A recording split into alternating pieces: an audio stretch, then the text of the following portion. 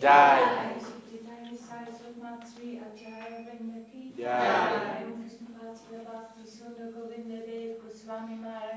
Jai.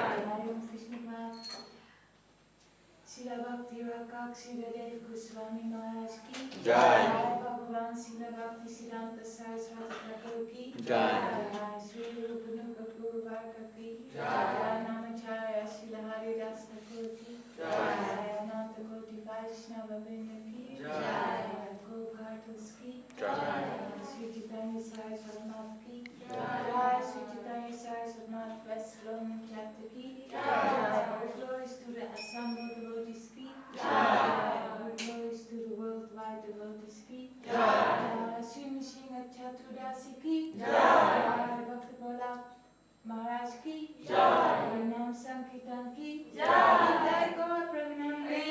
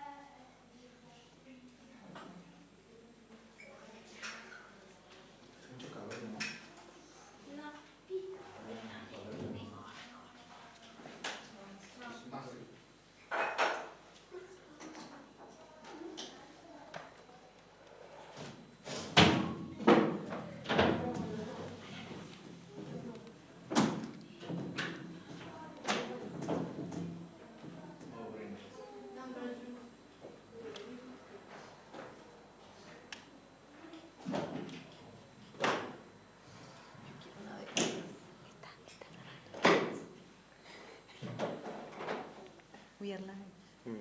But we're going to record the bhajans now. Hello everyone.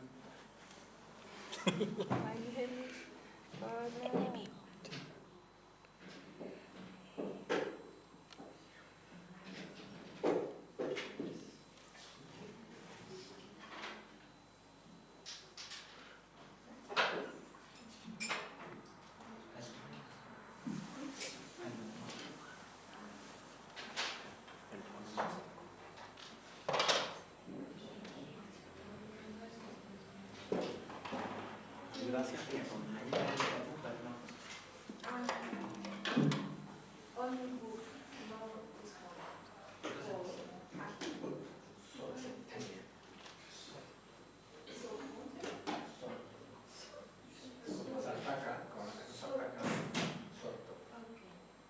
Is that right? Yes.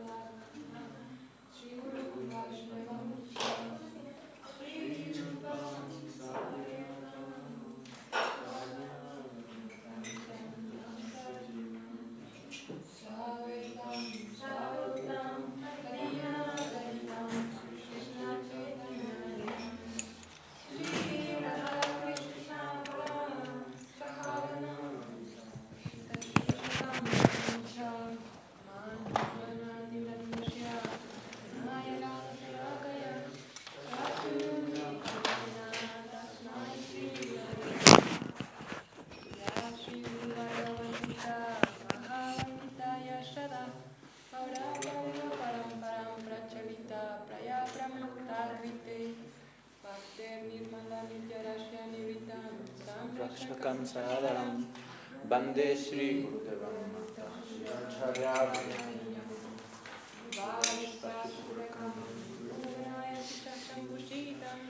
Chintya Chintya Samastavati Zirupapanthanugam Bharatam Bhaktyam Tam Sundaram Bande Vishwagurucha Bhagavat Premodi Piyapradam Bande Vyattanum Suchandavadanam Balarkachalanchitam Sandrananda Puramusadekavaranam Varyagya Vidyam Buddhim Shishidantanidim Shubhakti Lachitam Swarashvatanambaram Vandetam Shubhadharmadeka Sharanam Yashishwara Sridharam Shishidanta Saraswatiti Tirito Gaudiya Gurvambaye Atto Vanuriya Pravatagagane Yogaura Sankirtaname Maya Vadati Milodaragatan Udita Ivaniman Krishna Prema Shubhakti Gana Sukam Prabhutam Vaye Namo Gaurati Sharaya Bhaktavaduta Murtaye Gaurangiri Padmam Ringaya Radha Bhavani Shrevine Bhakti Vinodam Shri Gaura Shakti Svarupakam Bhakti Sastrayam Samrayam Radha Suranidhim Gaura Vraya Shita Sheshar Vaishnava Vanda Vigraham Yaganata Prabhuvande Prendamam Vaishnavam Vanchakalpadruyacha Vipashindu Divevacha Patanam Bhavanevyo Vaishnavevyo Namo Namaha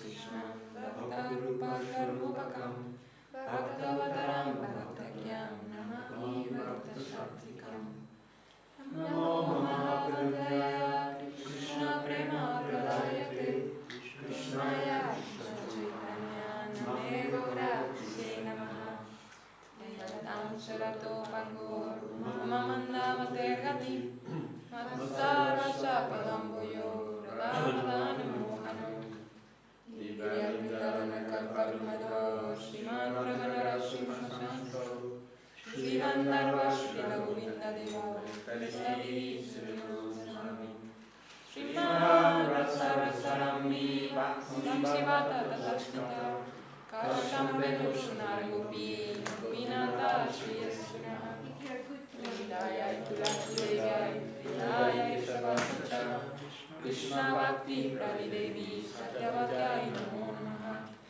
Atantamaka Guru Bhagavatartanam Vyasam Jagatu Natva Tatoyayo Rudiyaye Jaya Parikara Shri Guru Gauranga Antarva Govinda Sundar Padapamana Yashtu.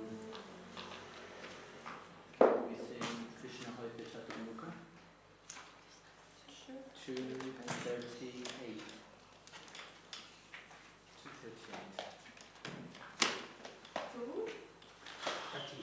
238.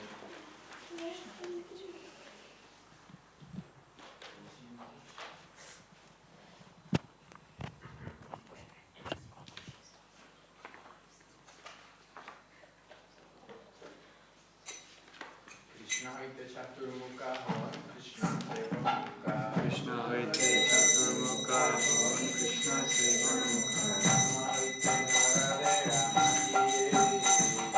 Rama Hoite Narade Ramani Narada Hoite Vyas Madhakone Vyasada Narada Hoite Vyas Madhakone Vyasada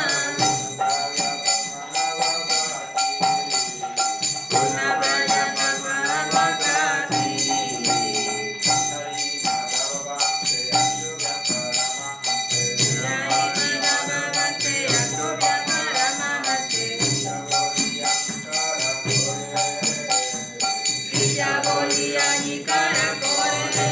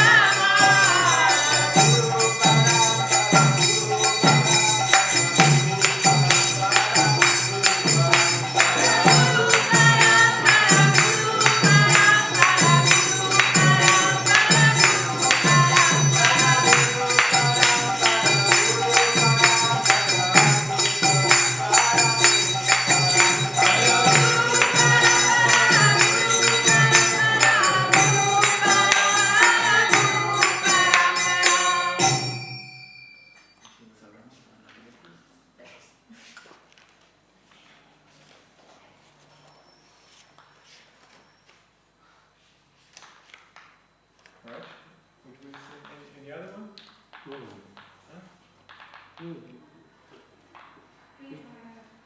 one? You know the Dasavatar Stotram, but somebody was saying Pandita wanted to do that. We can sing it twice and thrice, no problem. I think Pandit is on vacation. Okay. That's how I kind of stuff. Which page is it?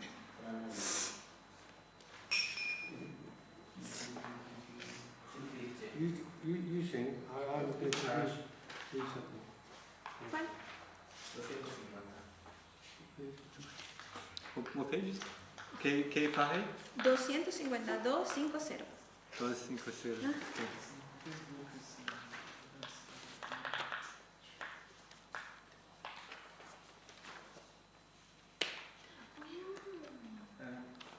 Is the name, yeah? That's how I kind of stuff. Yeah. In this book? It starts Pralaya Priori. Yeah, sure. Pralaya Priori. The first one. Okay, I'll just do this one. How many are we doing more?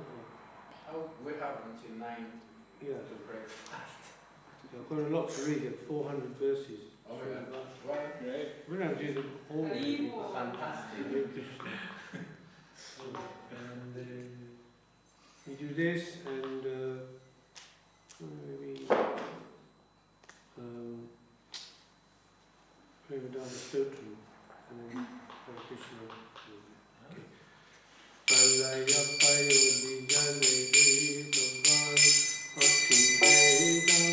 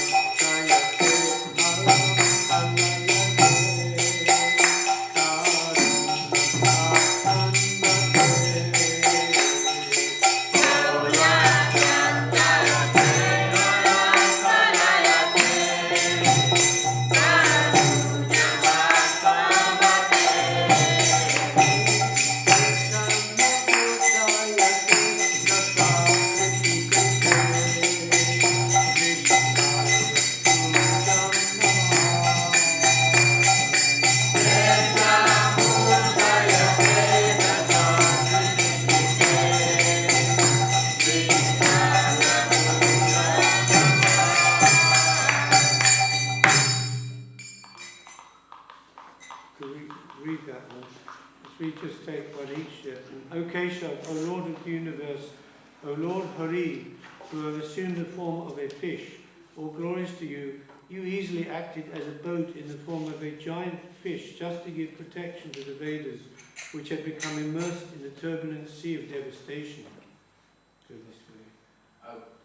O Keshav, O Lord of the universe, O Lord Hari, who have assumed the form of the tortoise. All glories to you. In this incarnation as a divine tortoise, the great Mandara mountain rests upon you, your gigantic back, as a pivot for churning the ocean of milk. From holding up the huge mountain, a large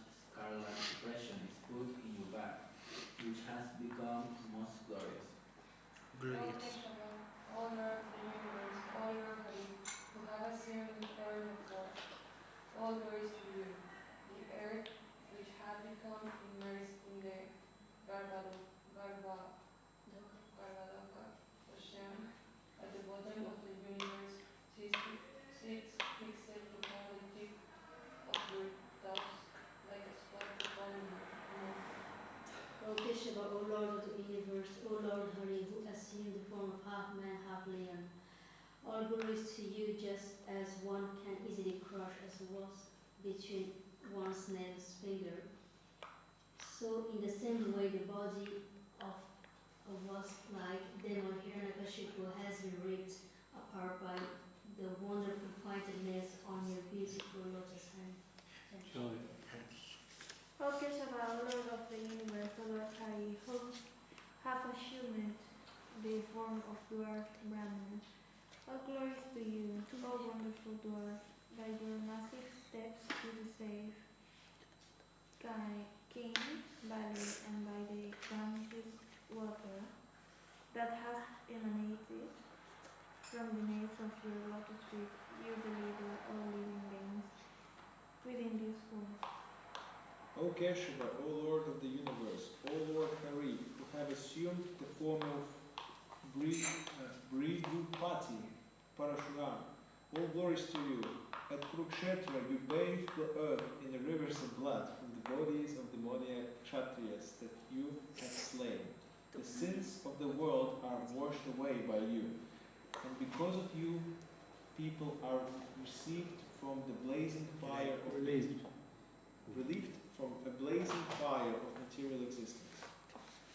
O Keshava, O Lord of the universe, O Lord Hari, who have used the form of Ramachandra, all glories to you. In the battle of Lanka, you destroyed the ten-headed demon Ravana and distributed his head as a delightful offering to the presiding deities of the 10 directions headed by Indra. This action was long desired by all of them who were much harassed by all of them.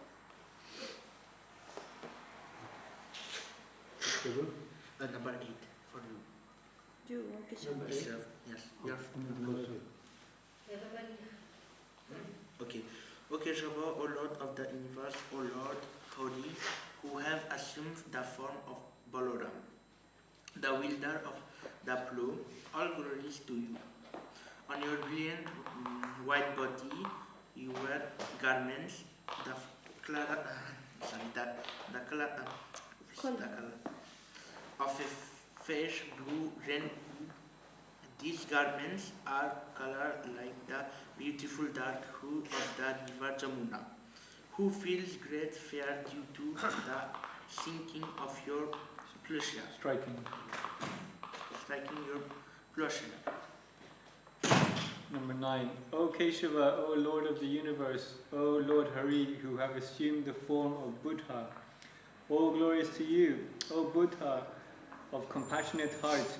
You decry the slaughtering of poor animals performed according to the rules of Vedic sacrifice. O Keshav, O Lord of the universe, O Lord Hari, assume the form of Kalki.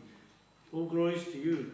You appear like a comet and carry a terrifying sword for bringing about the annihilation of the wicked barbarian men at the end of the Kali Yuga. O Keshava, O Lord of the universe, O Lord Hari, have assumed these 10 different forms of incarnation. All glories to you. All readers, please hear this hymn of the poet Yadav, which is most excellent and a worthy of happiness, a bestower of auspicious, and is the best thing in this dark world. O Lord Krishna, I offer my obeisance unto you, who appear in the form of this 10 incarnation, in the form of Matsya, you rescue the Vedas. As Kurma, you bear the Mandara mountain on your back. As Varaha, you leave the earth with your tusk. And in the form of Nrisimha, you tear open the chest of the demon Hiranyakashipu.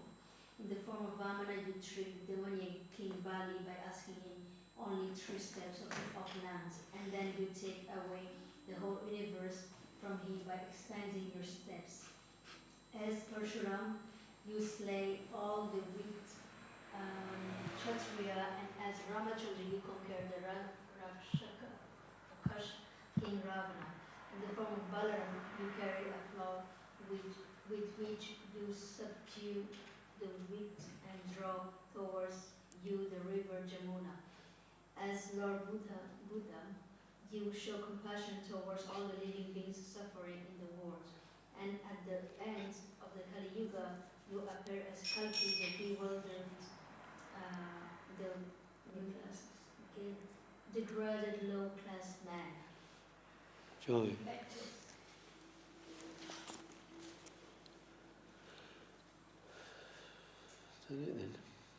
Did we sing this? No, that was part of it, yeah, but this is a longer one. So should we do that now then? Hare Krishna. Makes sense? Yeah, of course. Okay.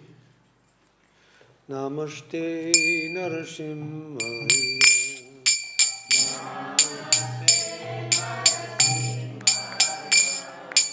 Dula dula dudayine dula. Hiranya kashipu vaksha. Hiranya Shilatanga nakalaye.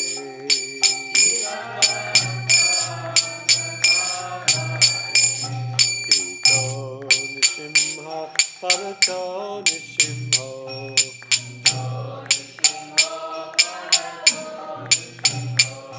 Yato yato jami yato Nrisimha.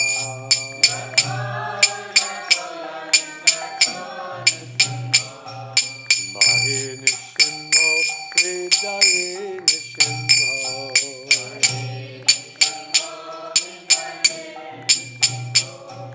Nrisimham Adin Sharanam Prapade.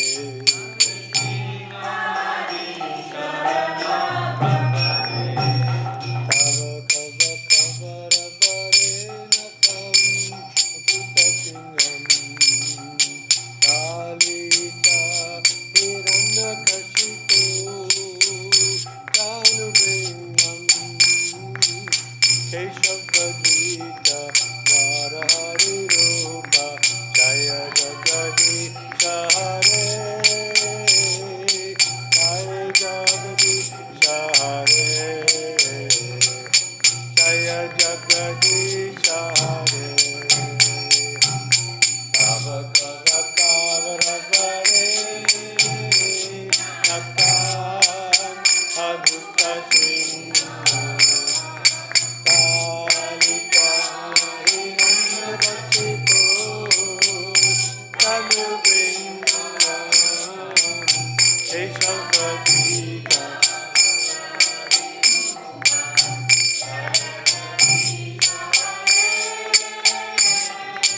Jaya Jagadisha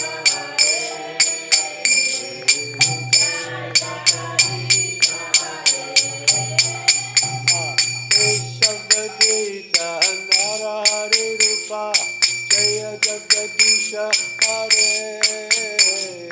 Jaya Jagadisha Hare.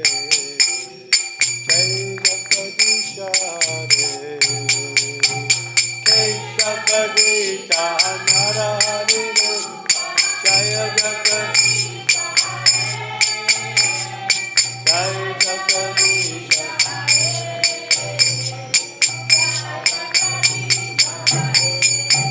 Jaya Nrisimha Dev, Jaya Nrisimha Dev, Jaya Nrisimha Dev, Jaya Nrisimha Dev, Jaya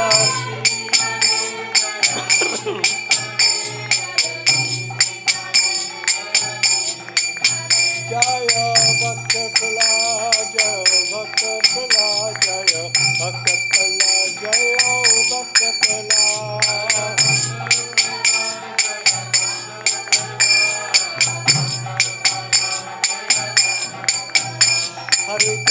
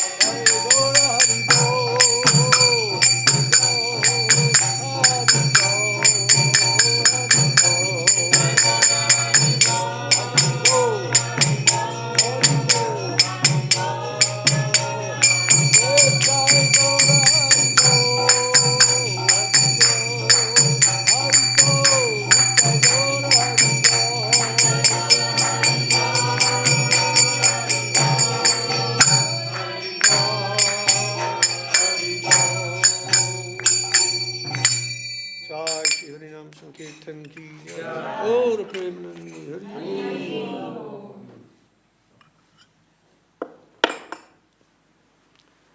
Shri Nrisimha Chaturdashi ki jai. So, shall I read? Well, there's a lot. I don't know how much we'll be able to do, but obviously, so, okay.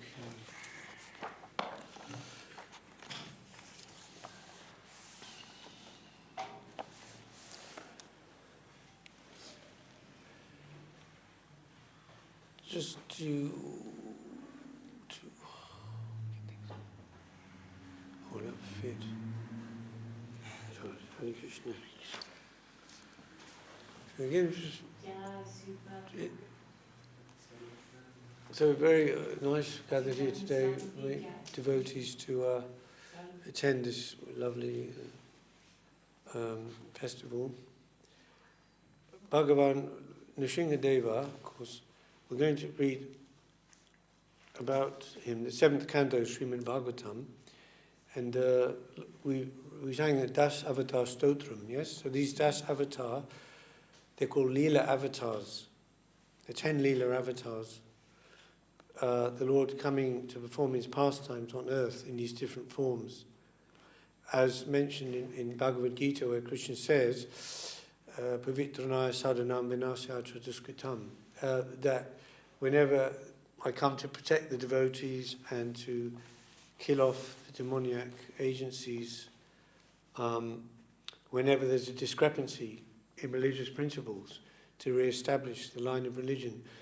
So Krishna is saying that in Bhagavad Gita, but the Krishna of the Gita, speaker of the Gita, is Dwaraka Krishna, of course, speaking to Arjuna on the battlefield.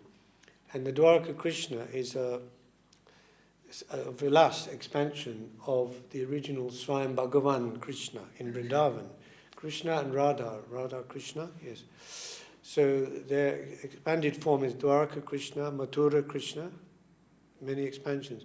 So where he's describing that in the Gita, Krishna says, I appear to do this job in the world, but this is actually in the form of Vishnu, Kshirodakshai Vishnu. So the first expansion from Krishna himself, Baladev, okay, also appearing as a Leela avatar in that list of the 10. but more than that. He's the original expansion of the original Swayam Bhagavan Krishna. Okay, one side Baladev, other side Radharani. Okay, it's called Tridandi Shakti, internal pleasure-giving potency Radharani, and Sandini potency Baladev, because Baladev is the maintainer. His other form is Ananta, the Ananta Shesh, supporting the universes, and also supporting the Vishnu, Narayan, in the ocean. So first expansion Baladev, and all the Narayana forms are expansions of Baladev, actually. So you have the Mahavishnu, also called Karanadakshay Vishnu, because he's lying in the Karana ocean. Karana means cause, means the cause of all the material universes. So the Karanadakshay Vishnu lies down in the causal ocean, as you know, and then the universes come from his body, and they're all floating like little... First they come out like a seed, like perspiration, like a seed, and then they're expanding. And so then that Karanadakshay Vishnu, or Mahavishnu, further expands himself as Garbhadakshay Vishnu. Then he's entering into each and every individual universe as a further Vishnu expansion, called Garbhadakshay, because in each and every individual universe is half filled with water. That's called the Garbha ocean. So he's lying down on the Garbha ocean, Garbhadakshay. Garbha means the womb of material nature. And the third expansion, Garbhadakshay Vishnu, then expands himself a third time into every atom of material existence and into the heart of every jiva soul, as Kshiradakashay Vishnu. So Kshiradakashay Vishnu is so called because Kshir, or Kir, Kir is milk, form of milk. So Kshiradakashay Vishnu, because he is living in the Kir ocean, the milk ocean, in Svetadweep, in the top of each and every of the universes, and his expansion into the heart of every living being. So as that Kshiradakashay Vishnu is manifesting in these different avatars for that purpose. Because Krishna actually is not killing anyone. Why would Krishna kill anyone? Krishna's having fun, enjoying himself, pastimes. Of course, we see in Vrindavan he's killing the demons like that. It's also his pastime. But that killing business is actually done by the Vishnu aspect of Krishna. So this is just to give some background about Lord Nrisimha Dev. So Nrisimha Dev is Narayan and his consort Lakshmi, and then so he's worshipped with great opulence in Vaikuntha Dham. He has his own abode. All these Vishnu forms, they have their own abode in the spiritual world, which is, of course, inconceivable. How their own abodes are also infinite. Each and every one of their abodes is also infinite. Do you follow? Because Narayan means he's the infinite Lord. So you have the Vaikuntha realm with the Vaikuntha planets and the different Vishnu forms there. And above is Ayodhya, Ram, Sita Ram, Lakshmana Hanuman, and then above is Krishna Lok, and that is Dwarka, Mathura, and Vrajadam. So these ways, expansions of expansions of expansions are going on in the Lord's pastimes. One way that is explained or understood how the ontological gradation, the level is like that, and why or how Krishna is the Swayam Bhagavan Krishna, Krishna's tu Bhagavan Swayam, means Krishna with Radha is the most original form, the ultimate, the summum bonum, as we say. So one way to judge is by rasa, through rasa tattva. So we see that in the case of Narayan, the worship of Narayan, generally we have Shanta rasa then. Like yogis meditate on Narayan in the form in the heart as a Kshiradakashay Vishnu, and they have you seen the picture? Vishnu in the form is considered to be like this, between this size, between this finger and this thumb here. It's Kawabanga. In surfing they do that and they say Kawabanga. What does that mean? It just means like groovy or whatever. Okay. So, and then, so yeah, that's Shanta Rasa, the yogis, where they have an appreciation, they have a darshan of the Lord within, but no seva as such.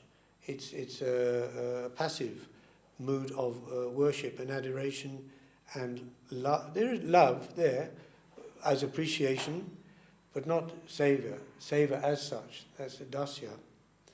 And then, so worship of Narayan is like Shanta and also dasya. The servitors, the Vaikuntha Vasis, serving the Lord with great opulence and worship in awe and veneration. The great Lord, Narayan Vishnu, the mighty God, the mighty Supreme Being. Like in the Bible it says, fear of the Lord is the beginning of wisdom. Not fear in the sense of being afraid of, but an awareness of the awesomeness and the greatness and the majesty of the Lord. So there is that, you can say, gap or distance then between the servitor and the Lord. He is the Lord and the servitor is the servitor, and that is the mood, dasyaras, like in Christianity, worship of God the Father, like this. So Shanta and Dasya. Then Sakya, friendship, is a small part there with Narayan, but this Sakya friendship has two parts, so the lower part and the higher part. When we come to Ram Leela, is above Vaikuntha is Ayodhya, because there you have, in the case of Lord Ramchandra, when he was a child, you see Vishnu, Narayan, has no parents, isn't it? He's no parents. He's self-created, self-born. So it is not possible, Vatsalya. You cannot worship in the mood of a parent or a guardian, like with Krishna. So Narayan is Shanta and Dasya. But with Rama, you have Shanta, you have Dasya, you also have Sakya, the friends of Ram. When he's a boy and when he's grown up, he's a friend, a friendly group. Sakya Rasa. But that Sakya is called Gaurava Sakya. It's the not fully intimate friendship with full freedom, like the friends of Krishna jumping on his shoulders, wrestling with him, telling him rude words, Oh, you are just like us. You're no better than us. Oh, you've got maybe a few more cows, and your father's a bit richer. But otherwise, we're the same. We're from the same village, same caste, everything. But in the Gaurava Sakya, there's mixed. There is some awareness of the greatness of the Lord. So friendship is there, but with some curtailment. Yeah? Like the Pandavas also. There's Gaurava Sakya. The Pandavas, they're friends of Krishna. But there is always that respect, you can say, there existing. Like when Arjuna said to Krishna, when Krishna showed him the Virat Rup, he was shocked. He said, now I see who you are. Please forgive me for being so intimate with you. You're sitting on the same bed, eating together, sleeping together, talking. Now I see who you are. Please go show me your original form. And then Krishna went four-armed form, then two-armed form. So in the Gita, Krishna says, in order to perceive my Virat Rup, I'm giving you divine eyes. The word is Divya Darshan. But that divine eyes is actually more like supernatural vision, because the vision was going lower, because to have relationship with Krishna, that's higher than Virat Rup, isn't it? So actually the vision came down to see that universal form. So like this. Okay, so then with Ramchandra, you have Shanta, Dasya, and some Sakya, and Vatsalya, because parents are there. Dasarath, Janaki, the parent group, the guardian group. But not Madhurya, because Sri Ram is Ekapatni Vrat, one wife only. So then in Krishna you have all five. You have Shanta, Dasya, Sakya, Vatsalya, and Madhurya. Isn't it? Because Krishna, so many consorts, so many gopis, and so on.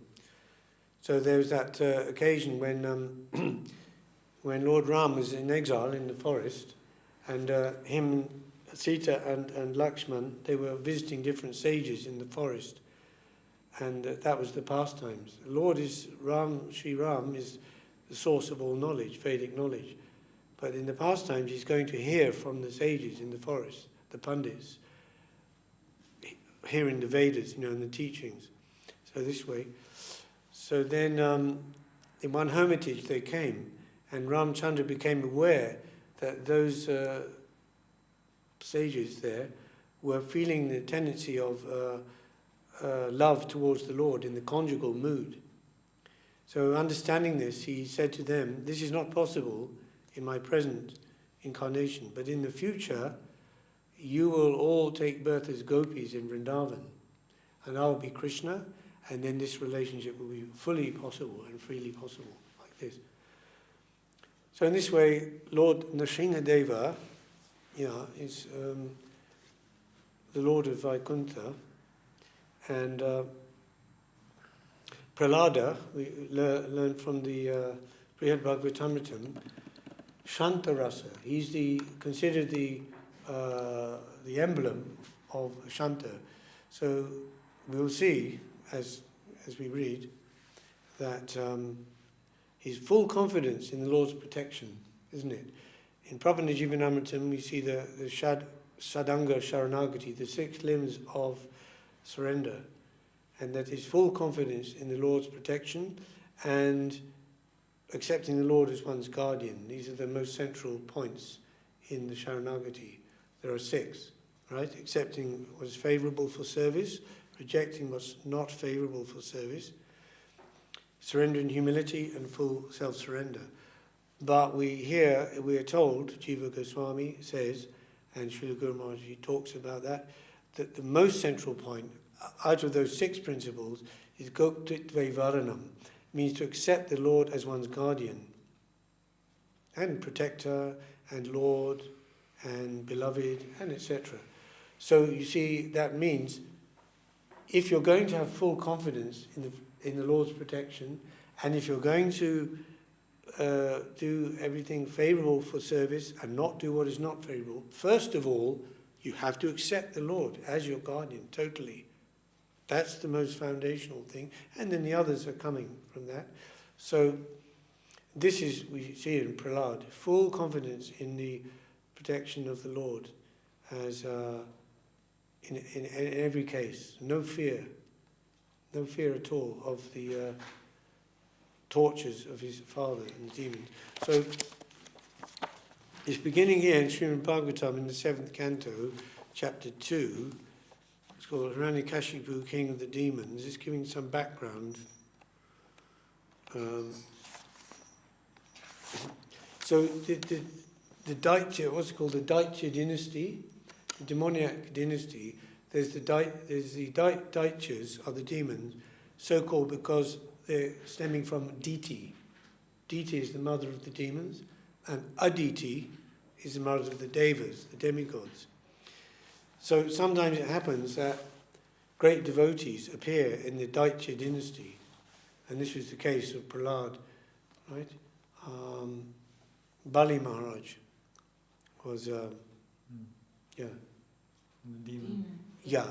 So, and he got the blessing, Lord Vishnu, Vamandev, and also in the case of Vritrasura, and there are many certain cases like that, where great devotees appear in the demoniac dynasty, and for different reasons. Like, for example, this Vritrasura, he was Chitraketu in his previous life, and he got cursed by Mother Durga, because she considered he made offence to Lord Shiva. He was rude to Lord Shiva, so she said, I curse you, take a demonic birth. And being a great devotee, he accepted that. He said, I take that on my head, no problem. And Lord Shiva was a little bit annoyed, you could say, with Parvati, Durga, said, "Oh, you don't know how great are the devotees of my Lord Narayan." And he said that verse, whether they're in heaven or in hell, same to them, no difference. So it wasn't a problem for him. So his next life was Vitrasura, and he had a big battle with Indra. And eventually he was killed by Indra. That was all part of the prophecy. He didn't mind also. And it took 100 years, finally, for Indra to cut off his head with his thunderbolt. With his rounding. He was so big and strong, you know. And then after that, Indra, he had to do a prayaschita for that killing. You know, he had to do some atonement for that killing. So Hiranyakashipu, king of the demons, this is chapter 2, canto 7. And this is Narada Muni speaking to Yudhisthira.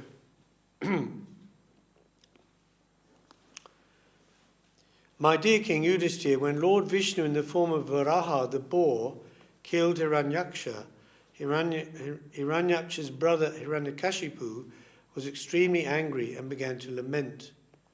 Filled with rage and biting his lips, Hiranyakashipu gazed at the sky with eyes that blazed in anger, making the whole sky smoky. And thus he began to speak, exhibiting his terrible teeth, fierce glance and frowning eyebrows, terrible to see. He took up his weapon, a trident, and thus began speaking to his associates, the assembled demons.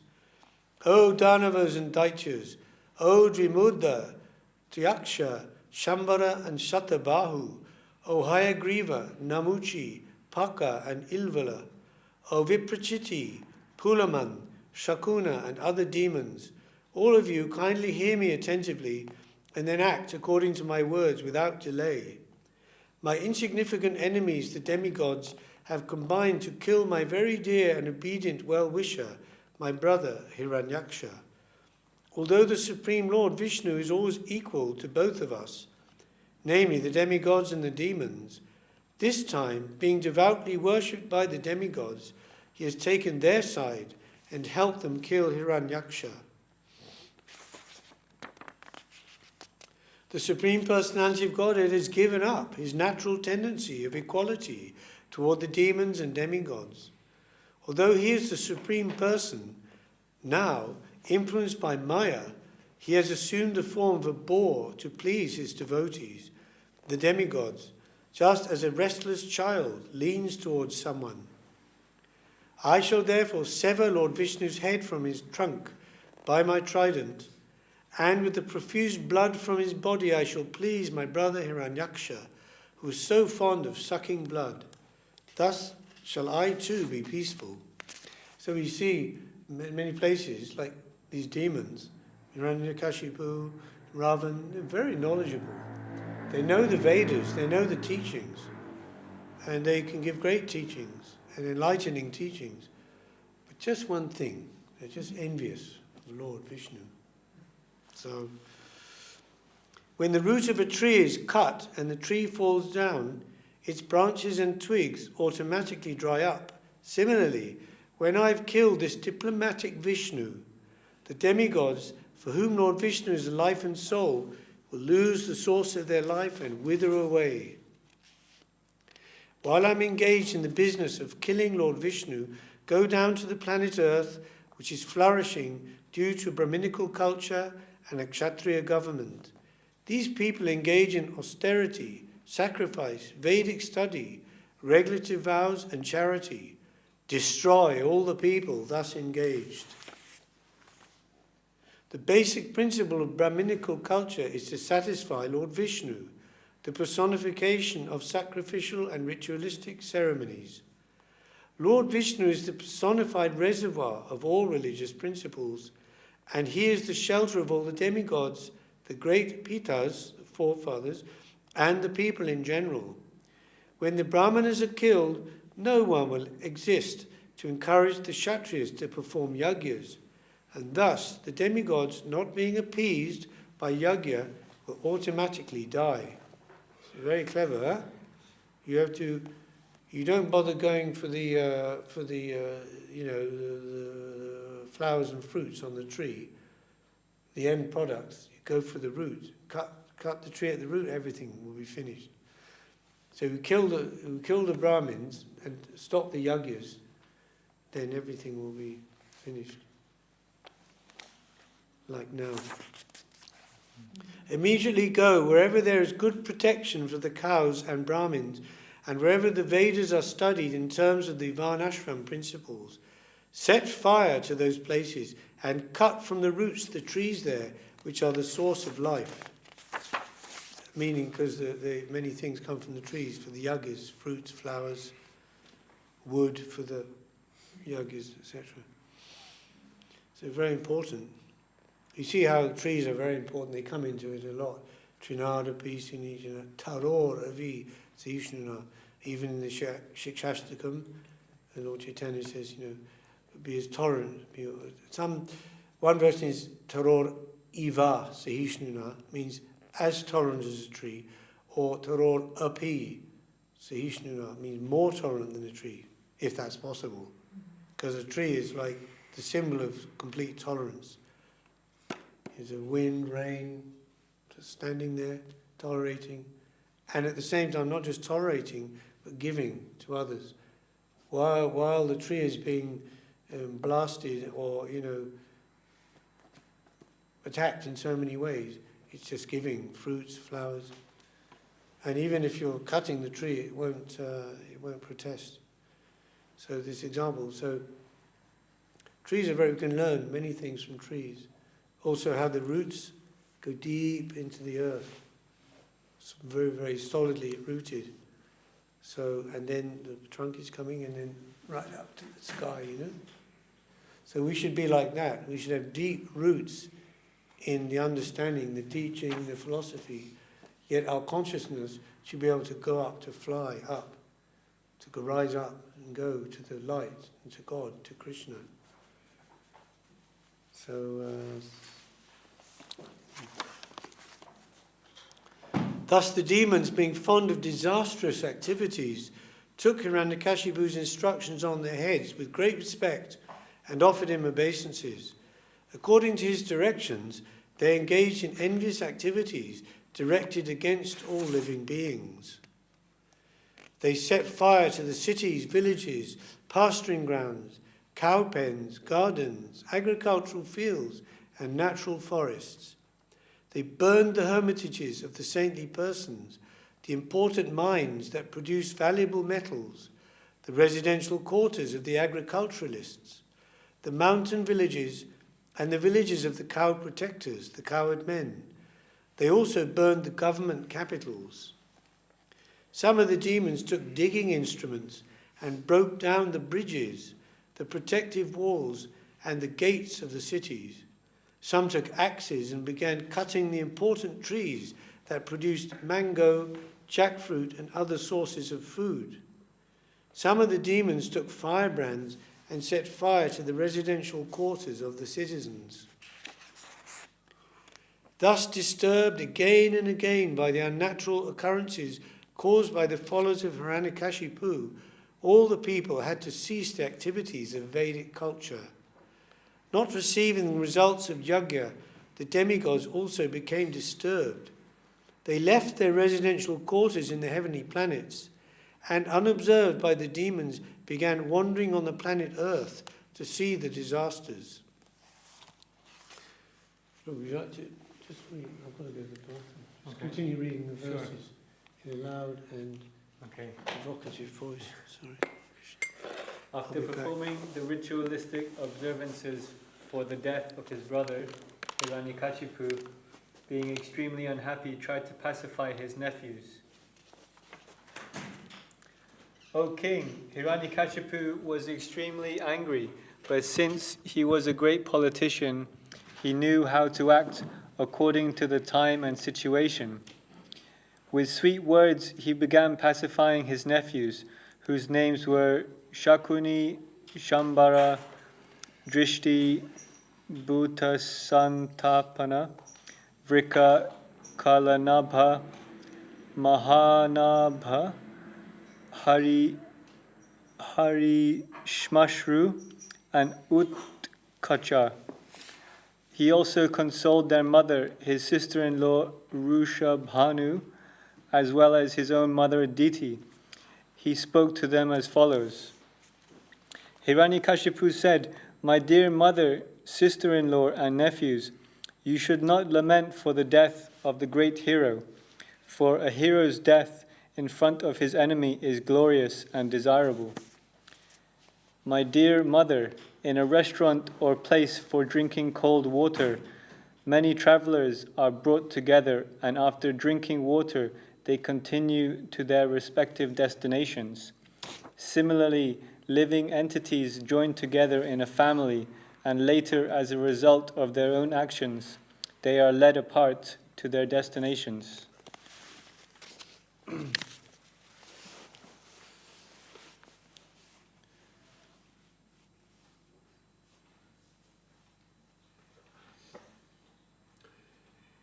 Okay, so we're just, because we won't be able to do all the verses, so we want to read the most essential points, including Prahlad, the teachings of Prahlad as well. So this is now the next chapter, so Hiranyakashipu's plan to become immortal.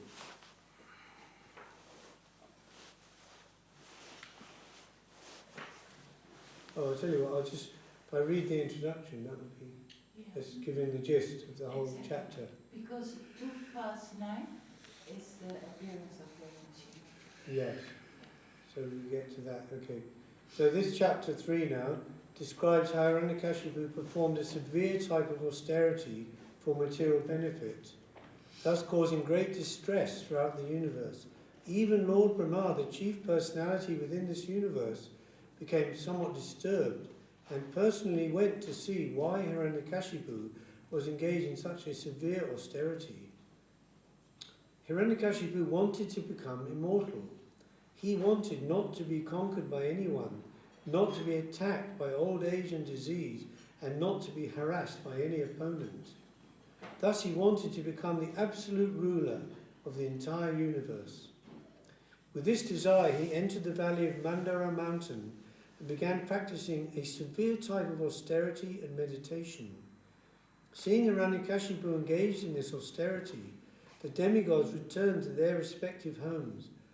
But while Hiranyakashipu was thus engaged, a kind of fire began blazing from his head, disturbing the entire universe and its inhabitants, including the birds, beasts, and demigods.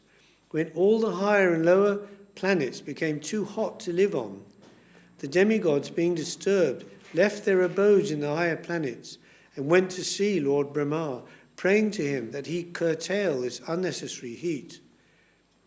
The demigods disclosed to Lord Brahma Hiranyakashipu's ambition to become immortal, overcoming his short duration of life, and to be the master of all the planetary systems, even Dhruvalok. So he's doing tapasya, yes, and tapasya is the word Sanskrit tapas means heat or fire. So when you do tapasya, it means you're doing, it's a huge spectrum. Tapasya can be a very small thing. Oh, today I won't have my 2 pieces of chocolate that I never, for Lent or something like that. That's tapasya, it's very small, Then there's big ones, like what he's doing, standing on one leg, meditating like this, and the heat is produced. So this means a type of energy, Tejas Shakti, and then this energy can be used to achieve some goal, some purpose. But that should be for spiritual purpose of service for the Lord, So it can be engaged in that way. So that's why in that verse we say, Yat Karoshi, whatever you do, Yat Ashnasi, in Bhagavad Gita, Krishna says, whatever you eat, Ashnasi means to eat, Yat Karoshi, Yat Ashnasi, Yat Johoshi, whatever you offer, Dadashi, whatever you give, Yat Tapasyasi Konti, and whatever austerity you may perform, penance, austerity, whatever vow you may take, do that as an offering to me. Upon hearing about the purpose of Hiranyakashipu's austere meditation, Lord Brahma, accompanied by the great sage Bhrigu and great personalities like Daksha, went to see Hiranyakashipu. He then sprinkled water from his kamandalu, a type of water pot, upon Hiranyakashipu's head to cool him down, obviously. So the head was burning, a fire coming out and scorching all the upper planets, you know. So, and you can't imagine what Lord Brahma's water pot must be incredible, you know, because he's a sage, you know, and he's got, so it must be special. Although Lord Brahma, when Gopa Kumar was visiting the different places to discover who's the greatest devotee of the Lord, and when he went from Indra sent him to Lord Brahma, because Indra said, I'm often, you know, opposing Lord Vishnu. Yes, he appears as my younger brother Upendra, or Vaman Dev, but that's just sometimes he's very merciful, he comes to see me, but then he goes off again. It's just his mercy, really. But mostly I'm behaving very badly. And he's giving many examples of that, Indra. But you want to see who is really a great devotee, go to Brahma. He's the creator, and he's the great sage, you know, in the universe. So then Gopa Kumar goes there, and he sees in the Brahma Lok, the planet of Lord Brahma, he's, you know, the lotus, sitting on the lotus. A lotus coming from the navel of Lord Vishnu, right? So Lord Brahma, we can't imagine his position. He's Swayambhu, self-born, has no parents as such. He's born from the lotus. Like, isn't it? A child is connected with the umbilical to the mother, the father, but he's directly from the navel of Lord Vishnu, and the lotus is there. And his city in Brahmalok, or also called Satyalok, is a golden city made of gold. I think in the Bhagavatam described it's a square city, a wall, you know, and each wall is 32,000 yojanas. A yojana is 8 miles. So imagine that square is big in every way. But when he goes and he's praising so much to Lord Brahma, you are this, you are that, and Brahma says, look, it's a problem for me because I have to administrate so many things, and it's just all a headache for me, you know. Hardly I have any time to do meditation. Yeah, administration means headache, you know. So here he's constantly on call, you know, the demigods. Any problem is there, who do they go to? He's the man. And so then, you know, Lord Brahma sends him to Shiva and the journey continues. But so he sprinkles the water there on Hiranyakashipu's head. Then Hiranyakashipu bowed down before Lord Brahma, the creator of this universe, offering respectful obeisances again and again and offering prayers. When Lord Brahma agreed to give him benedictions, he prayed not to be killed by any living entity, not to be killed in any place, covered or uncovered, not to die in the daytime or at night, not to be killed by any weapon on land or in the air, and not to be killed by any human being, animal, demigod, or any other entity, living or non-living. He further prayed for supremacy over the entire universe and requested the 8 yogic perfections. So he thought, it's sort of by negative way, saying, if I won't be killed in this way, this way, this way, this way, this way,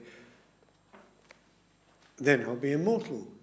Because when he directly asked Lord Brahma to make me immortal, Lord Brahma said, well, I can't do that because I'm also not immortal. But he granted these individual benedictions, 1, 1, 1, 1, 1. But we see later on that the Lord, very clever, how he fulfilled all those benedictions and yet killed him at the same time.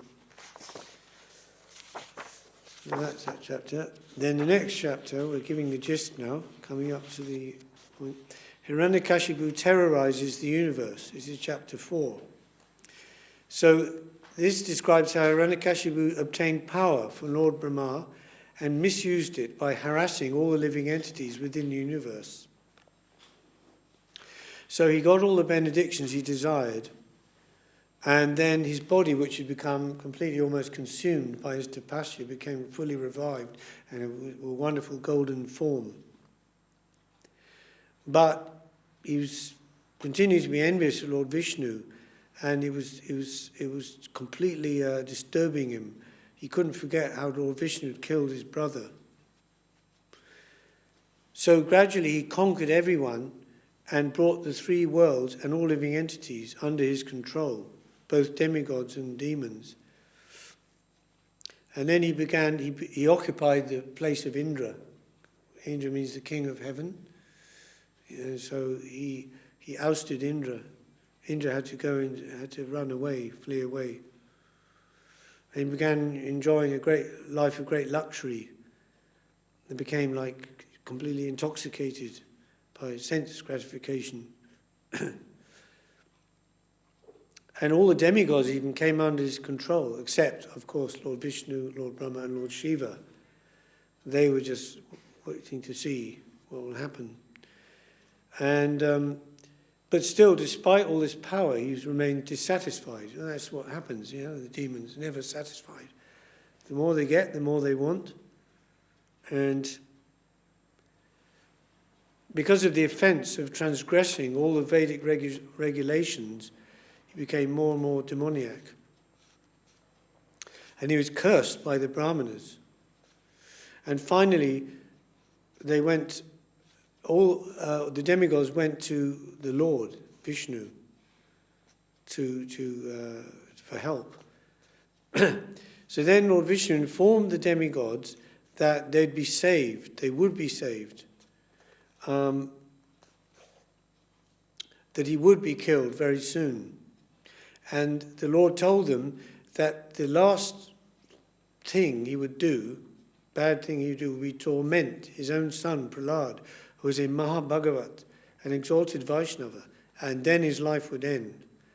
So then they became very satisfied, just knowing that. And then at the end of the chapter, Narad describes the characteristic of Prahlad and how Hiranyakashipu became very envious of him.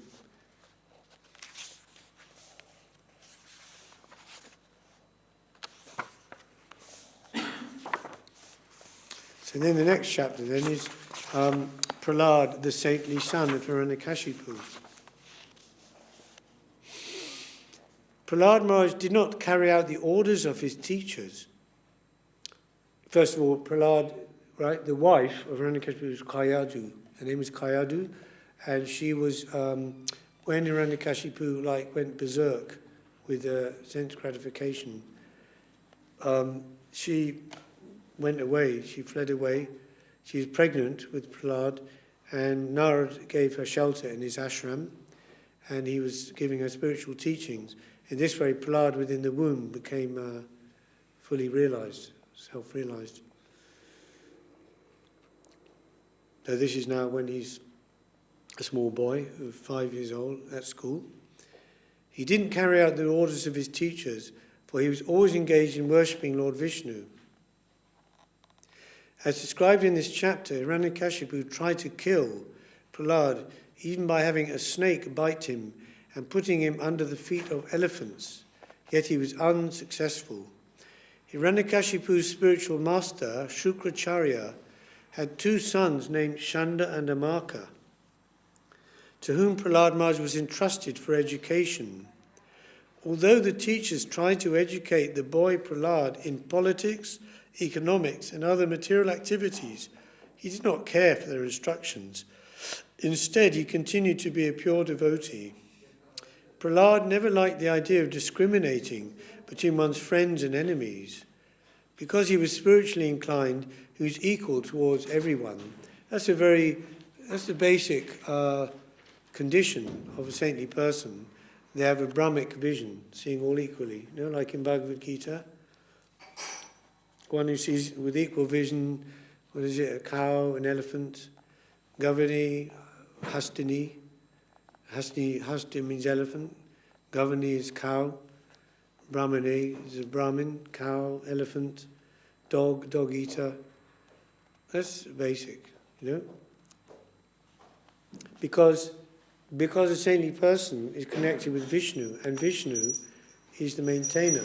So because he has to maintain all living entities, he can have no partiality to anyone, right? He's maintaining the demons, maintaining the devotees, and everyone in between. But the partiality of the Lord, of course, as Krishna says in the Gita, is because I'm equal to all, I don't discriminate, but who is a friend to me is in me, and I'm a friend to him. But that's the law of affection, a natural thing, yes? Otherwise you'll be equal to everyone. And similarly, the devotee, also like that. Once upon a time, Hiranyakashipu inquired from his son what the best thing was that he had learned from his teachers. Prahlad replied that a man engrossed in the material consciousness of duality, thinking, this is mine and that belongs to my enemy, should give up his household life and go to the forest to worship the Supreme Lord. When Hiranyakashipu heard this from his son about devotional service, he decided that this small boy had been polluted by some friend in the school. Thus he advised the teachers to take care of the boy so that he would not become a Krishna-conscious devotee. However, when the teachers inquired from Prahlad why he was going against their teachings, Prahlad taught the teachers that the mentality of ownership is false, and that he was therefore trying to become an unalloyed devotee of Lord Vishnu. The teachers, being very angry at this answer, chastised and threatened the boy with many fearful conditions. They taught him to the best of their ability and then brought him before his father. Hiranyakashipu affectionately took his son on his lap and then inquired from him what the best thing was that he'd learned from his teachers. He asked him again, right? The second time he thought, oh, he'd be changed now. As usual, Prahlad began praising the 9 processes of devotional service, such as Shravanam and Kirtanam, hearing, chanting about the Lord. Thus, the king of the demons, Hiranyakashipu, being extremely angry, chastised the teachers, Sanda and Amaka, for having wrongly trained Prahlad. The so-called teachers informed the king that Prahlad was automatically a devotee and didn't listen to their instructions. When they proved themselves innocent, Hiranyakashipu inquired from Prahlad where he had learned about this Vishnu Bhakti. Prahlad replied that those who are attached to family life do not develop Krishna consciousness, either personally or collectively. Instead, they suffer repeated birth and death in this material world and continue simply chewing the chewed. This verse is called the Prahlad Charita, teachings of Prahlad. It's in different sections through the chapters, but they're very important verses. For example, that where he said there, he said to his father about devotional service. There's that verse, Shravanam, Kirtanam, Vishnu Smaranam, Padasevanam, Arsham, Dasim, Sakamatmi Vedanam. This is from Prahlad, that we always say, that's quoted so much. And also this verse about chewing the chewed, that sense gratification is like that. There's nothing new or fresh in that sense in the material world, but it gives the illusion of that. If I just get this thing, or I just do this thing, then I'll be satisfied, I'll get satisfaction. But it never happens. It's arranged like that by Maya, specifically in the material world. So, enraged at this answer, Hiranyakashipu threw Prahlad from his lap. Since Prahlad was so treacherous that he became a devotee of Vishnu who had killed his uncle Hiranyaksha, Hiranyakashipu asked his assistants to kill him. The assistants of Hiranyakashipu struck Prahlad with sharp weapons, threw him under the feet of elephants, subjected him to hellish conditions, threw him from the peak of a mountain, and tried to kill him in thousands of other ways, but they were unsuccessful. Hiranyakashipu therefore became increasingly afraid of his son Prahlad Maharaj and arrested him. The sons of Hiranyakashipu's spiritual master, Shukracharya, began teaching Prahlad in their own way, but again Prahlad did not accept their instructions. So, yeah, fair enough, he gave several chances there to Prahlad to reform his ways, but he didn't listen. This is Prahlad being attacked by the demons. Can you see?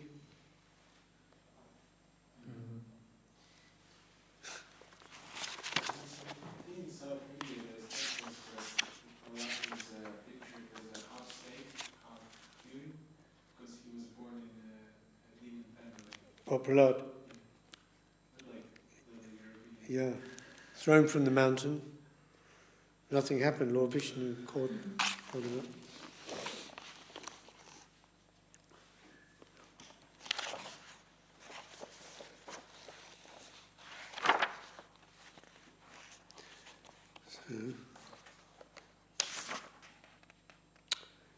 So again, tried to educate him, but Prahlad just began to preach Krishna consciousness in the school, and by his instructions, all his class friends, who were the sons of the demons, became devotees like him.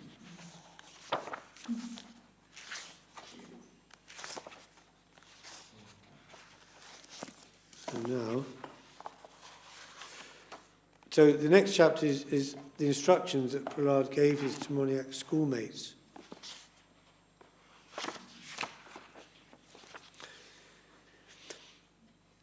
Prahlad stressed that every living entity, especially in human society, must be interested in spiritual realization from the very beginning of life. When human beings are children, they should be taught that the Supreme Personality of Godhead is the worshipable deity for everyone. One should not be very much interested in material enjoyment. Instead, one should be satisfied with whatever material profits are easily obtainable. And because the duration of one's life is very short, one should utilize every moment for spiritual advancement. One may wrongly think, quote, in the beginning of our lives, let us enjoy material facilities, and in old age, we may become Krishna conscious. It's a fairly common theme, isn't it? Yeah. Such materialistic thoughts are always useless, because in old age one cannot be trained in the spiritual way of life. Therefore, from the very beginning of life, one should engage in devotional service, hearing, chanting, and remembering Vishnu. This is the duty of all living entities. Material education is infected by the three modes of nature, but spiritual education, for which there is great need in human society, is transcendental. Prahlad Maharaj disclosed the secret of how he had received instructions from Narad Muni. By accepting the lotus feet of Prahlad Maharaj, who is in the Parampara succession, one will be able to understand the mode of spiritual life.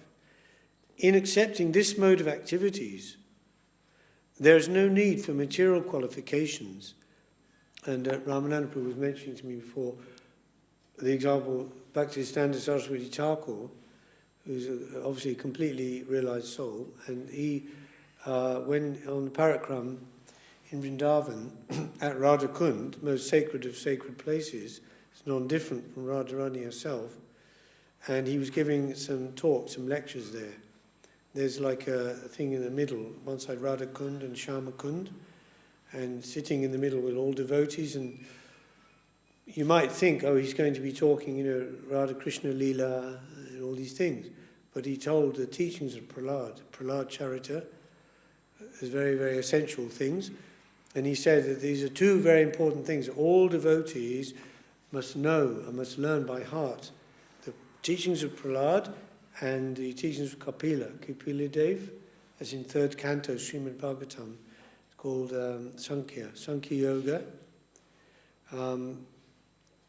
Those are very essential teachings as well. So those two. And also we know that Lord Chaitanya Mahaprabhu, he was very much liked to hear the pastimes. Prahlad Maharaj and Dhruva Maharaj, the small boys, yeah? So in this way. So that's chapter 6. And then in chapter 7 is what Prahlad learned in the womb, like I mentioned, in the ashram of Narad. So Narad taught him, although he was a small baby in the womb that time, he was listening very carefully. And Narad had taught him that the spirit soul is always apart from the material body. There's no change in the spiritual form of the living entity. Any person above the bodily conception of life is pure and can receive transcendental knowledge. This transcendental knowledge is devotional service. And Prahlad Maharaj, while living in the womb of his mother, received instructions in devotional service. So it means you have to be at least somewhat in the mode of goodness to be able to receive spiritual instructions, transcendental knowledge. It's not that we want to be in Krishna consciousness, and Krishna consciousness is transcendental to all the modes of nature, sattva, rajas and tamas. But generally the development of the soul from the lower stage is from tamas to rajas to sattva and then to the transcendental plane. So at least you have to be, that's why the brahmanas are the teachers, because they're firmly situated in the sattva gun. See?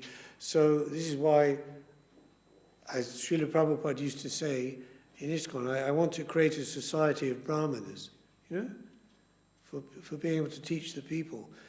Because if people are affected by the lower modes of nature, rajas and tamas, it's very hard for them to understand or accept spiritual teachings, because their mind is not in a suitable way for that.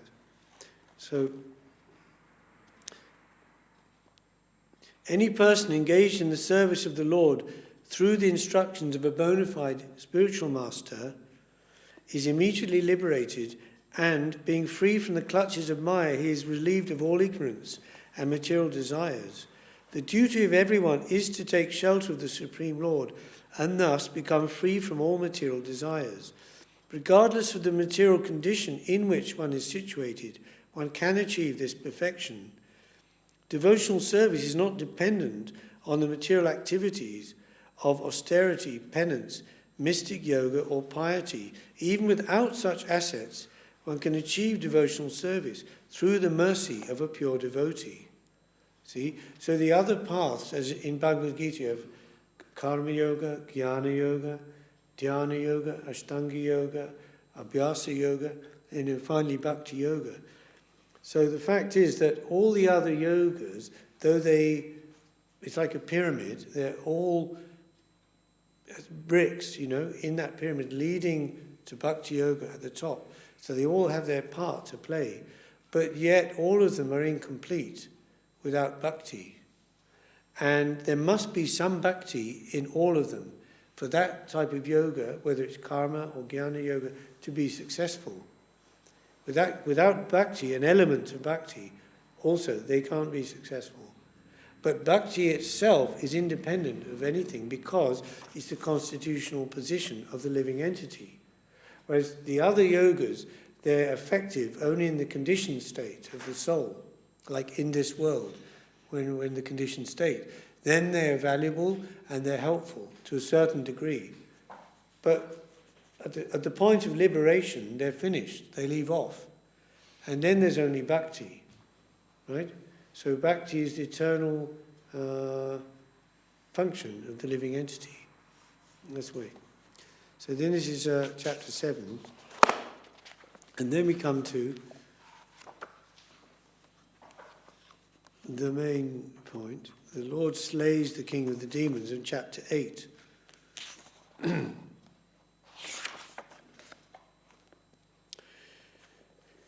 So reading from verse 1. Narad Muni continued, all the sons of the demons appreciated the transcendental instructions of Prahlad Maharaj and took them very seriously. They rejected the materialistic instructions given by their teachers, Sanda and Amaka. When Sanda and Amaka observed that all the students were becoming advanced in Krishna consciousness, because of the association of Prahlad, they were afraid. They approached Hiranyakashipu and described the situation. When Hiranyakashipu understood the situation, he was extremely angry. so much so that his body trembled. Thus he finally decided to kill his son Prahlad. Hiranyakashipu was by nature very cruel, and feeling insulted, he began hissing like a snake trampled upon by someone's foot. His son Prahlad was peaceful, mild and gentle. His senses were under control, and he stood before Hiranyakashipu with folded hands. According to Prahlad's age and behavior, he was not to be chastised. Yet with staring, crooked eyes, Hiranyakashipu rebuked him with the following harsh words. Hey, Durvinita Mandatman, Kula Beda Karadama, Stabdam Mach Chasanodvitam, Neshi Twadya Yamakshayam. O most impudent, most unintelligent, disrupter of the family, O lowest of mankind, you have violated my power to rule you, and therefore you are an obstinate fool. Today I shall send you to the place of Yamaraj. My son, Prahlad, you rascal, you know that when I'm angry, all the planets of the three worlds tremble, along with their chief rulers. By whose power has a rascal like you become so impudent that you appear fearless and overstep my power to rule you? Prahlad Maharaj said, Na kevalam mebhavatas charajan savai balang balinam chaparesham pare vare mi stira jangamaje brahmadayo jena vasang pranita.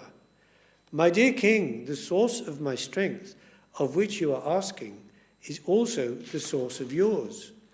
Indeed, the original source of all kinds of strength is one. He is not only your strength or mine, but the only strength for everyone. Without him, no one can get any strength. Whether moving or not moving, superior or inferior, everyone, including Lord Brahma, is controlled by the strength of the Supreme Personality of Godhead. The Supreme Lord, who is the supreme controller and time factor, is the power of the senses, the power of the mind, the power of the body, and the vital force of the senses. His influence is unlimited. He is the best of all living entities, the controller of the three modes of material nature. By his own power, he creates this cosmic manifestation, maintains it, and annihilates it also. My dear father, please give up your demoniac mentality. Do not discriminate in your heart between enemies and friends. Make your mind equipoised toward everyone. Except for the uncontrolled and misguided mind, there is no enemy within this world. You could just take that verse or that line and make a whole thesis, right? The whole purpose of yoga, of any spiritual practice, is to control the uncontrolled mind. Chitta Vritti Nirod, Patanjali says, his very first aphorism, sutra. What is the purpose of this thesis on yoga? Chitta Vritti Nirod. Chitta means the mind stuff, and Vritti means the oscillation. Nirod means to cancel it, to stop. So the natural state of the mind, samadhi, is actually to be in the peaceful state. The mind is the product of the mode of goodness, as the intelligence is the product of passion, and the ego from false ego from tamas. Yeah. When one sees everyone on the platform of equality, one then comes to the position of worshipping the Lord perfectly. So that verse, one of the famous verses here, it could have come before, but Natevitu Svatakatim Vishnum. As Prahlad said, the people, why people in general, Natevidu, they don't know Svatakatim hi Vishnu, that the purpose or the goal or the way of life, Svatagatim, Gata means the way, the path. Shall we say Sharanagati? Gata means path, the way of surrender. So that he Vishnu is to connect with Vishnu. So that means to go in deep in yourself. Because inside there is that non-changing unchangeable essence, the Vishnu within ourselves. So most people are like floating on the surface, the waves on the surface. Happy, sad, good, bad, all the things, But deep inside the ocean, there's a peaceful, it's not moving. So that's the sattva means unchanging, right? But we're not really searching for sadness, it's just, it comes after happiness, isn't it? Material happiness. Yeah, of course, happiness and sadness. Yes. But the soul is like Ananda, is full of happiness. Yes, yes, that's right, that's correct. So, and then, continuing, Prahlad, in former times there were many fools like you who did not conquer the 6 enemies that steal away the wealth of the body. These fools were very proud, thinking, I have conquered all enemies in all the 10 directions. But if a person is victorious over the 6 enemies and is equipoised towards all living entities, for him there are no enemies. In other words, if you conquer your own internal enemies, lust, anger, greed, madness, illusion, and envy, then you're the victor. So otherwise there's no conquering. You'll always be conquered by the external enemies. Enemies are merely imagined by one in ignorance. And Hiranyakashipu replied, Vyaktam tam matu kamosti jyoti matrang vikatase mumukshunam himandatman nanosho viklava gira. You rascal, you're trying to minimize my value, as if you were better than me at controlling the senses. This is over-intelligent. I can therefore understand that you desire to die at my hands, for this kind of nonsensical talk is indulged in by those about to die. O most unfortunate Prahlad, you've always described a supreme being other than me, a supreme being who is above everything, who is the controller of everyone, and who is all-pervading. But where is he? If he's everywhere, then why is he not present before me in this pillar? Because you are speaking so much nonsense, I shall now sever your head from your body. Now let me see your most worshipful God come to protect you. I want to see it. Being obsessed with anger, Hiranyakashipu, who was very great in bodily strength, thus chastised his exalted devotee son Prahlad with harsh words.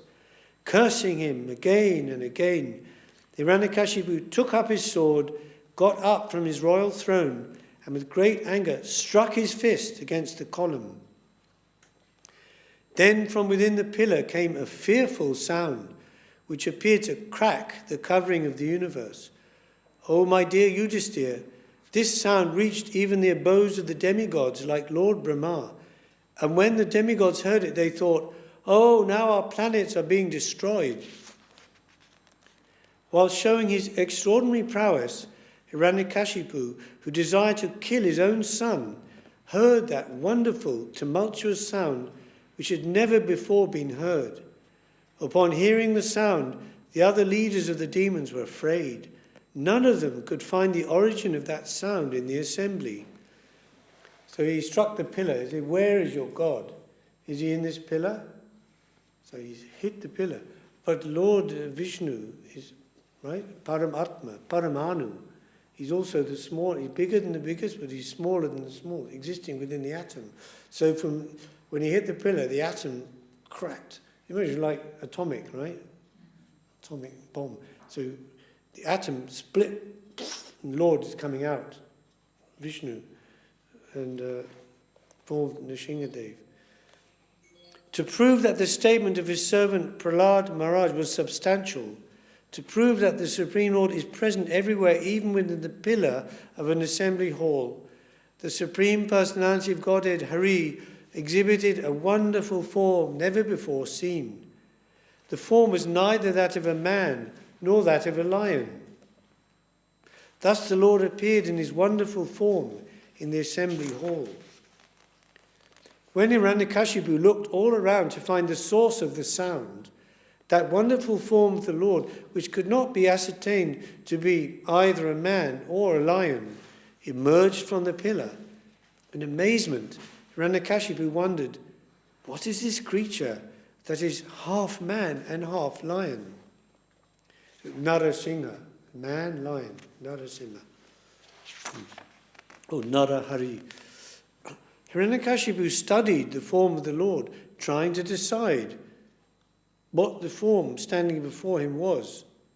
The Lord's form was extremely fearsome because of his angry eyes, which resembled molten gold, his shining mane, which expanded the dimensions of his fearful face, his deadly teeth, and his razor-sharp tongue, which moved about like a dueling sword.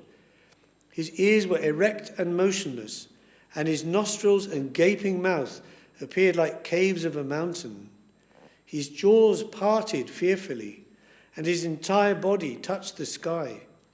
His neck was very short and thick, his chest broad, his waist thin, and the hairs on his body as white as the rays of the moon.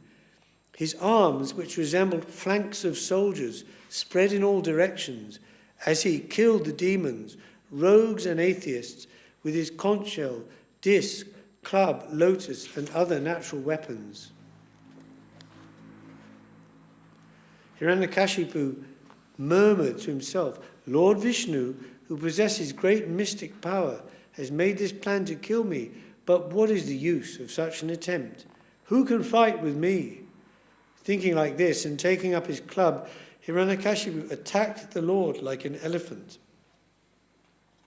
Just as a small insect falls forcefully into a fire and the insignificant creature becomes invisible, when Hiranyakashipu attacked the Lord, who was full of effulgence, he became invisible.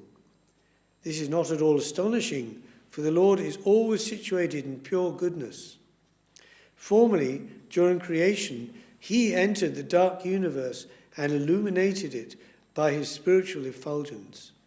Let there be light, and there was light. Thereafter, the great demon Hiranyakashipu was extremely angry, swiftly attacked Nrisimhadeva with his club and began to beat him. Lord Nrisimhadev, however, captured the great demon along with his club, just as Garuda might capture a great snake. O Yudhisthira, O great son of Bharat, when Lord Nrisimhadev gave Hiranyakashipu a chance to slip from his hand, just as Garuda sometimes plays with a snake and lets it slip from his mouth, the demigods who had lost their abodes and were hiding behind the clouds for fear of the demon did not consider that incident very good. Indeed, they were perturbed. When Hiranyakashipu was freed from the hands of Nrisimhadev, he falsely thought that the Lord was afraid of his prowess. Therefore, after taking a little rest from the fight, he took up his sword and shield and again attacked the Lord with great force.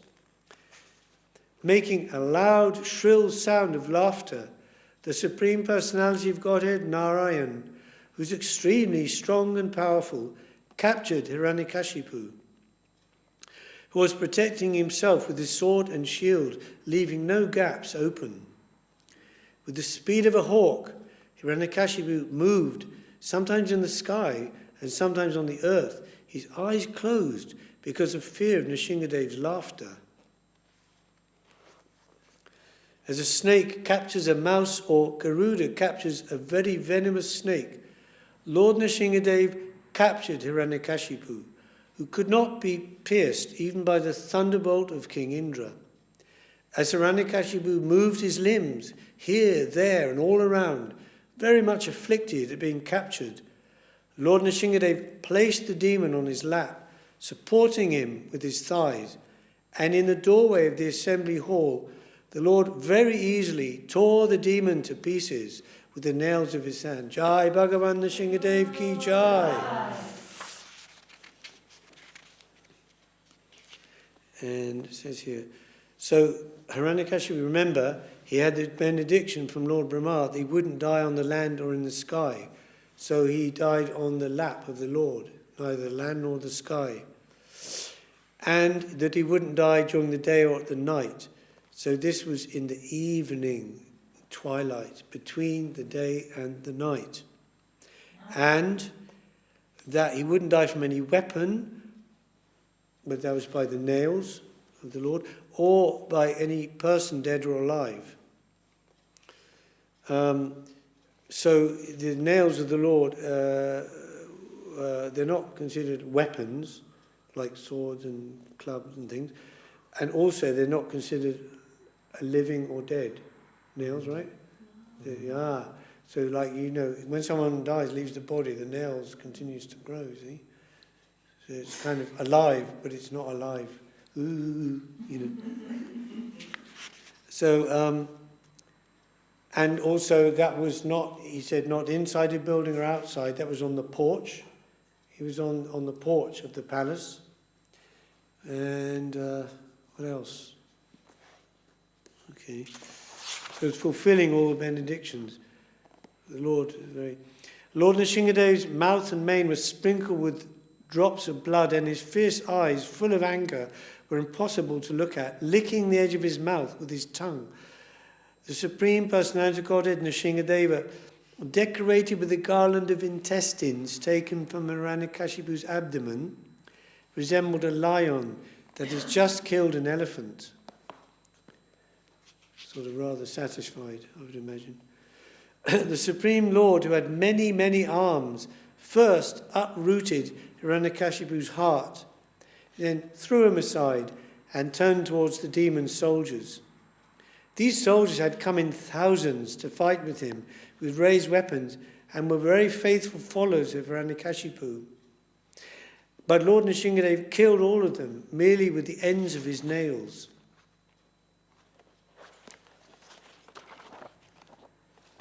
There's a picture of that one. Pretty good. Thousands of arms, killing thousands of demoniac soldiers.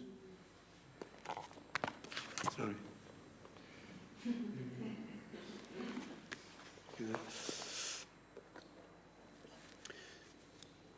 So he was so angry. So he's a personification of anger, the Lord. Firstly, his desire to exhibit his martial abilities of fighting. So he was enjoying that pastime, and also his great anger against offences against his devotees. So even after he'd killed anybody, he still wasn't pacified. He just wanted to kill everyone, kill everything, you know, like that. So the hair on his head shook the clouds and scattered them here and there. His glaring eyes stole the effulgence of the luminaries in the sky, and his breathing agitated the seas and oceans. Because of his roaring, all the elephants in the world began to cry in fear.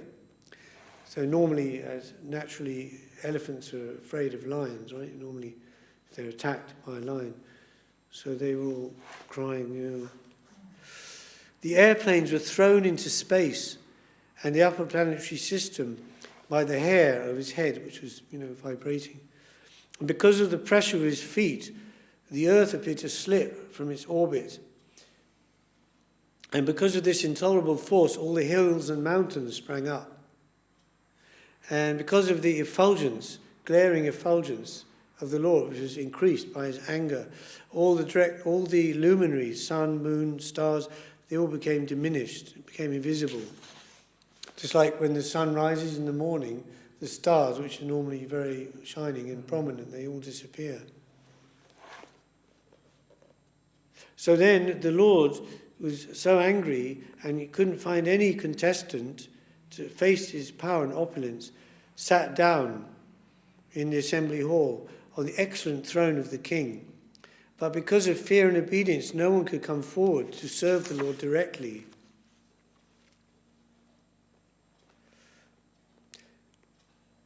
So the wives of the demigods then were very happy seeing that Hiranyakashipu had been killed, because their husbands had all had to go into hiding, you know, had to leave their homes so they could go back. So they showered flowers from heaven on Lord Nrisimhadev like rain, you know, from a little distance, of course. And the whole sky was crowded with these ships of these demigods, and it became great music, drums and music, singing and dancing of the Apsaras and the Gandharvas singing, And all the demigods approached the Lord, headed by Lord Brahma, Indra and Shiva, and including great saintly persons from all the different planetary systems, and the Manus, and the chief of all the planets. So it mentions all the different ones who came. But the Lord was glowing with intense Brahmic effulgence, and from a little distance they were offering their prayers. And then it's the prayers of Lord Brahma, Lord Shiva, and Indra, and then the various leaders of the different planetary systems, which are quite long. So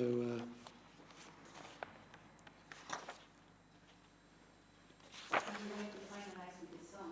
Are we going to finalize with this song when he appeared? again, we did. Let me just finish this, and we're coming to the end.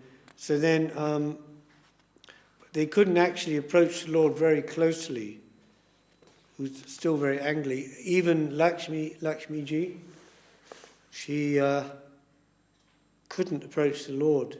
Even she hadn't seen such an extraordinary form of the Lord.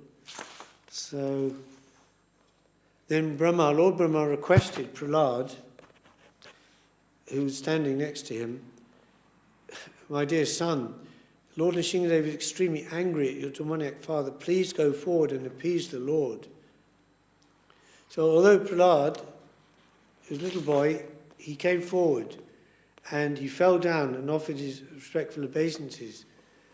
When Lord Nrisimhadev saw the small boy Prahlad prostrated at the soles of his lotus feet, he became most ecstatic in affection toward his devotee. Raising Prahlad, the Lord placed his lotus hand upon the boy's head, because his hand is always ready to create fearlessness in all of his devotees. And by this touch, Prahlad was completely freed of all material contaminations and desires, as if he had been thoroughly cleansed. Therefore, he at once became transcendently situated, and all the symptoms of ecstasy became manifest in his body, his heart filled with love and his eyes with tears, and thus he was able to completely capture the lotus feet of the Lord within the core of his heart. He fixed his mind and sight upon Lord Nrisimhadev with full attention, in complete trance. With a fixed mind, he began to offer prayers in love with a faltering voice. And then the prayers of Prahlad, which again are very instructive, and we can read all those.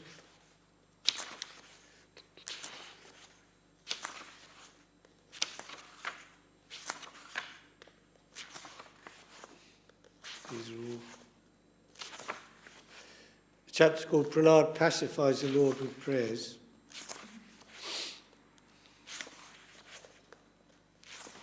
Wow, they're really long.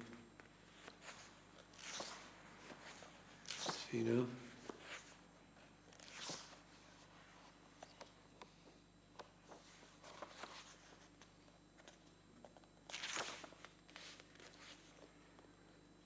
Oh, okay. So after he offered the prayers, then Lord Nrisimhadev offered any benediction to Prahlad as he liked.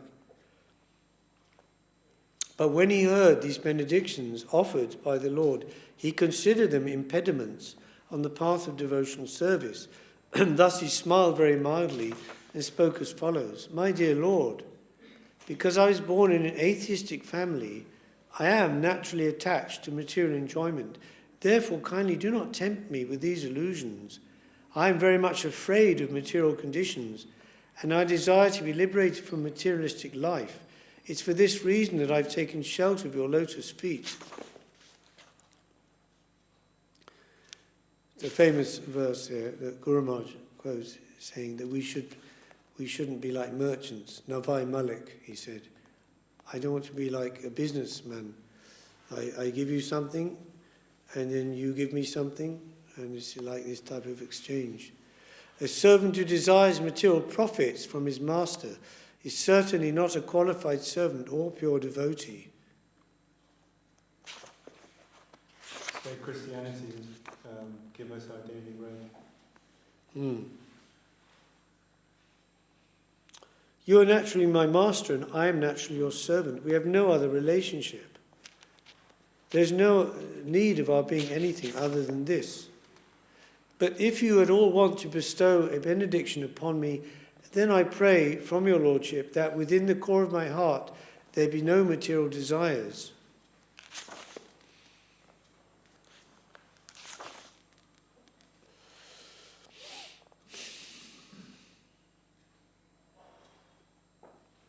But then the Lord said to Prahlad, I know that you won't be attached to any material opulence.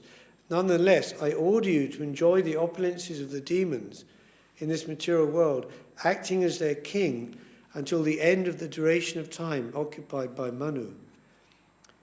So the Lord wanted to make him the emperor of the world, but he said, you will enjoy all kinds of material opulences, but you won't be attached to anything by my grace.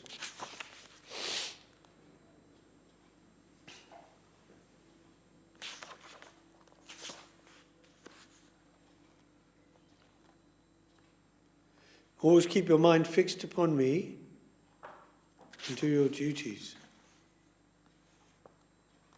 So then Prahlad became enthroned on that throne, formerly Hiranyakashipu, and he was formally installed there.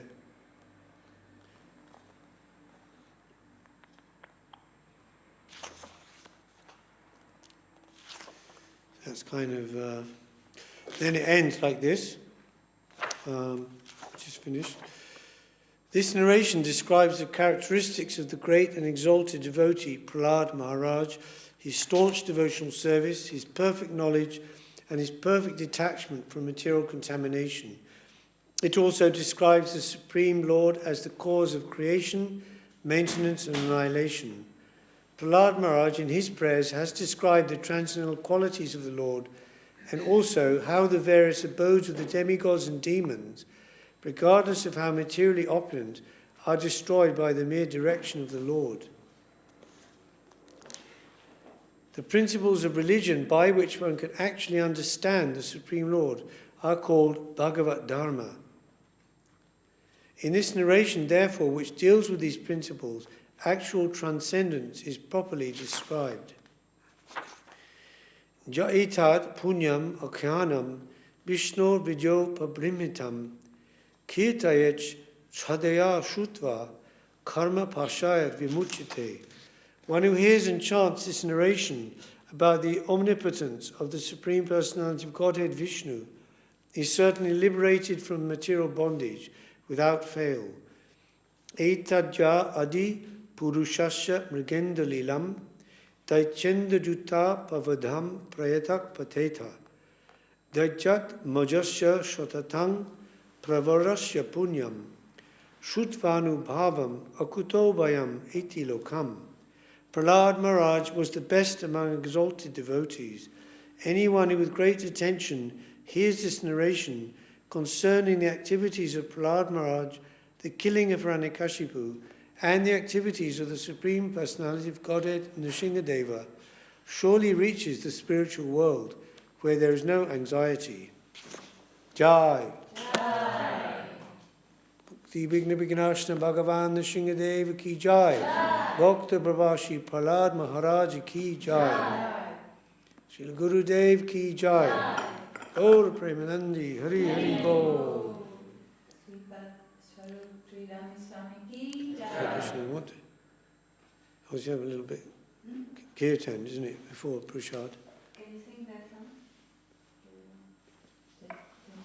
No, just the, yeah, that one.